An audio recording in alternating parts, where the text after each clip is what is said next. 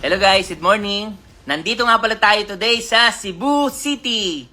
Umattend po kami ng Tourism Summit 2023. At dito po tinalakay at diniscuss ano po ang direction ng tourism sa Pilipinas. At ang good news dyan, awarded po pala tayo last 2022 being the leading beach destination, leading in dive destination, and best in tourist attraction in Asia.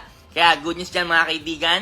Kung tatanungin niyo po ako, best advice for me, kung anong negosyong pwede mong simulan ngayong 2023, guys, travel industry.